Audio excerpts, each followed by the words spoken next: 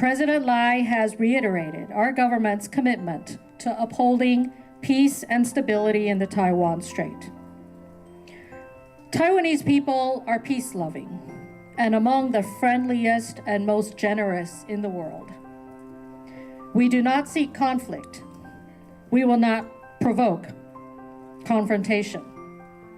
And as President Lai indicated in his inaugural speech, we have urged the PRC to dialogue with the democratically elected government of Taiwan with parity and respect.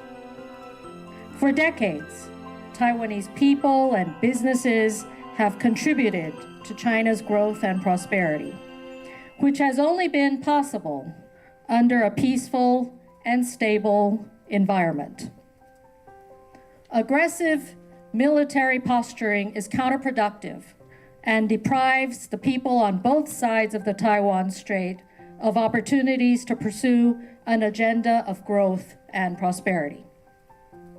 Unfortunately, in addition to PLA military maneuvers, we have seen a dramatic uptick in provocative and proactive CCP efforts to infiltrate, sabotage, and divide our society. And that is why President Lai, to protect our democracy and social cohesion, has outlined 17 lines of effort in response to the CCP's deployment of hybrid tools to weaken us and disrupt the status quo.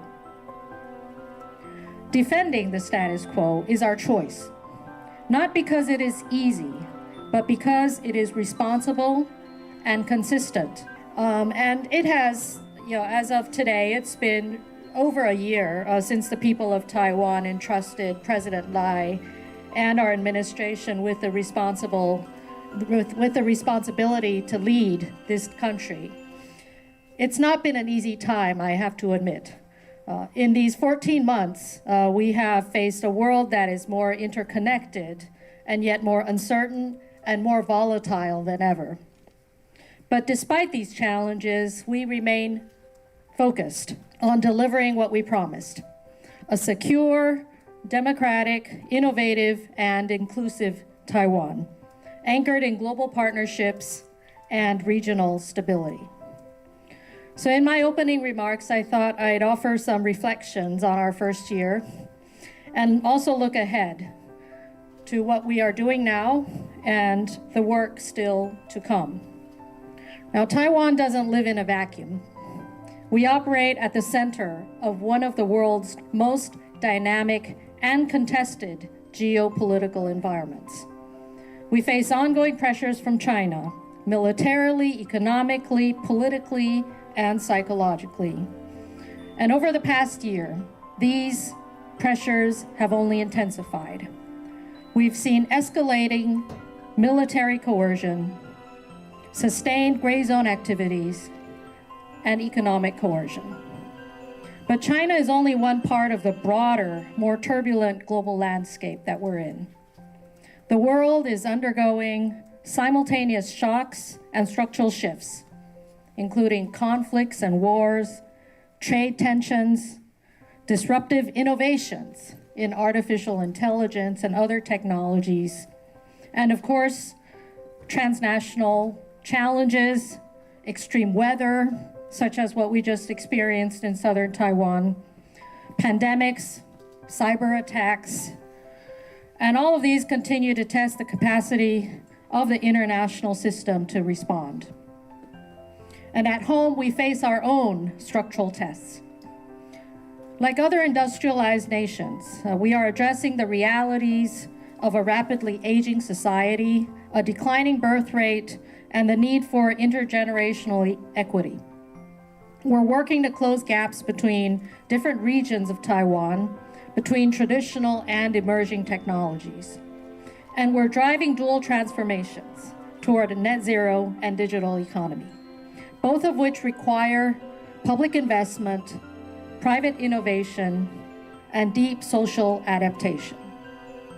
These long-term challenges require action now, and in the meantime, our domestic political competition is further sharpened by disinformation and China's active interference, posing strains on the cohesion of our society. So we have a lot of work to do.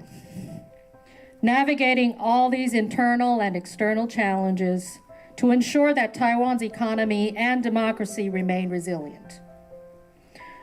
Now let me walk you through some of our priorities, the progress we've made, and of course the path forward. First of all, let me address our defense. Over the past 2 weeks, you've witnessed the Hanguang 41st exercises, which coincided with the urban resilient drills. You may have noticed that we have undertaken efforts to reform and integrate in our national defense strategy, one rooted in both military modernization and the resilience of our society at large. Our military reforms are focused on building a force that is capable, credible, and responsive to the specific threats that we face. That means investing not only in hardware, but in doctrine, readiness, training, and human capabilities. We have increased our defense budget to historic levels with a focus on asymmetric capabilities, joint operations, force integration, modernizing our reserve forces, extending military conscription, and improved training, investments in our domestic defense industry as well. But modern security threats do not stop at the battlefield. Taiwan is facing a multi-domain challenge that includes cyber attacks, disinformation, supply chain disruption, and economic coercion. And that's why the President's administration, President Lai's administration, is also building a whole of society resilience architecture. We are pursuing this through multiple integrated lines of effort, including civil defense training, critical infrastructure protection, strategic stockpiling, communications resilience, sheltering, financial resilience, cybersecurity, and more. The goal is to foster unity, preparedness, and endurance, not only in the context of deterrence, but also in fortifying our ability to cope with the frequent natural disasters that impose damage upon our society. Next, let me talk about cross-strait relations, since I know many of you are very keenly interested in this topic. We approach the cross-strait relationship with both principle and responsibility. President Lai has reiterated our government's commitment to upholding peace and stability in the Taiwan Strait. Taiwanese people are peace-loving and among the friendliest and most generous in the world. We do not seek conflict. We will not provoke confrontation. And as President Lai indicated in his inaugural speech, we have urged the PRC to dialogue with the democratically elected government of Taiwan with parity and respect. For decades, Taiwanese people and businesses have contributed to China's growth and prosperity, which has only been possible under a peaceful and stable environment. Aggressive military posturing is counterproductive and deprives the people on both sides of the Taiwan Strait of opportunities to pursue an agenda of growth and prosperity. Unfortunately, in addition to PLA military maneuvers, we have seen a dramatic uptick in provocative and proactive CCP efforts to infiltrate, sabotage, and divide our society. And that is why President Lai, to protect our democracy and social cohesion, has outlined 17 lines of effort in response to the CCP's deployment of hybrid tools to weaken us and disrupt the status quo. Defending the status quo is our choice, not because it is easy, but because it is responsible and consistent with the interests of our entire region. Next, let me address the economy and our international partnerships. Taiwan's economy is highly interconnected and integrated with the global economy. We are a critical node in global technology supply chains, but we are also dependent on global markets to grow and prosper. So we continue to pursue partnerships with our friends and like-minded societies. With the United States, our negotiators are literally working around the clock to strive to reach an agreement on reciprocal tariffs to achieve trade balance, while also promoting further bilateral cooperation in technology, investments, and other areas.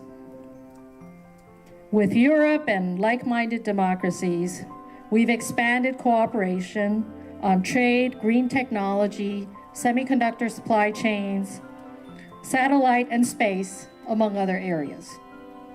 Recent agreements with the UK and Canada also serve as a foundation to promote further trade and cooperation. Across the Indo-Pacific, we continue our new southbound policy to foster investment, academic exchange, and regional integration.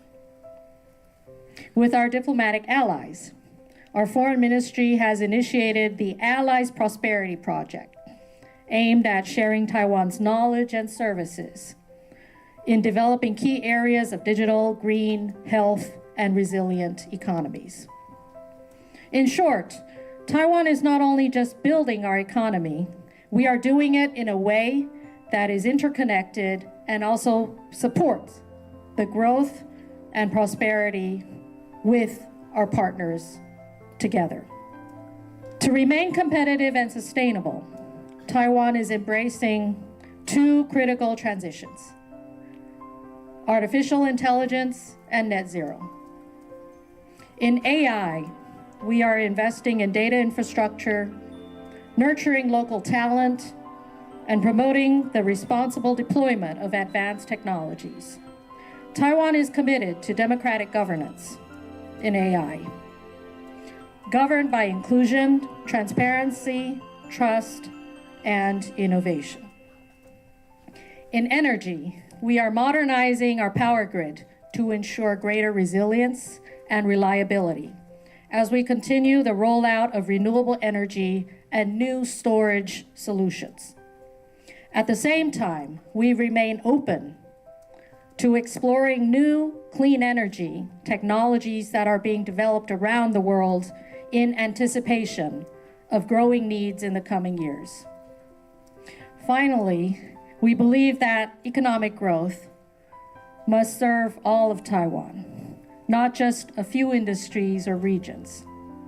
So we are investing in balanced development by balancing resources across the different regions of Taiwan, and also by supporting traditional industries through digital transformation, in addition to the cutting-edge technologies that have been such a focus in the international community.